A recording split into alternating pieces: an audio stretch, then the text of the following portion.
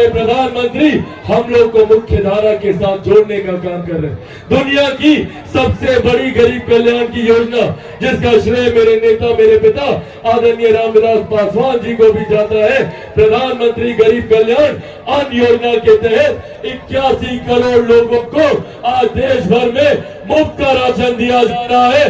ये सोच हमारे प्रधानमंत्री आदरणीय नरेंद्र मोदी जी की है। आप लोगों को राशन मिलता है क्या?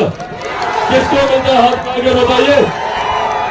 साथियों, ये देश प्रधानमंत्री जी की, मेरे नेता, मेरे पिता आदरणीय रामविलास पासवान जी की है, जिसको विपक्ष के नेता छीनना चाहते हैं। आज ये लोग भ्रम फैलाने का काम करते हैं कि अगर हम लोग आए तो संविधान, आरक्षण, लोकतंत्र खत्म कर दिया जाएगा।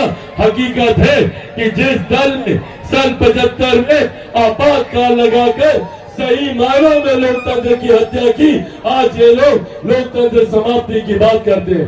आप लोग के सामने जाते जाते चिराग पासवान, मेरे नेता, मेरे पिता आदरणीय रामविलास पासवान जी के संघर्षों की कसम खाकर आप लोगों से वादा करके जाता हूं कि जब तक चिराग पासवान जिंदा है, न संविधान को कोई खतरा है, न आरक्षण को कोई खतरा है। ये वादा आप लोगों से करके जाता हूं।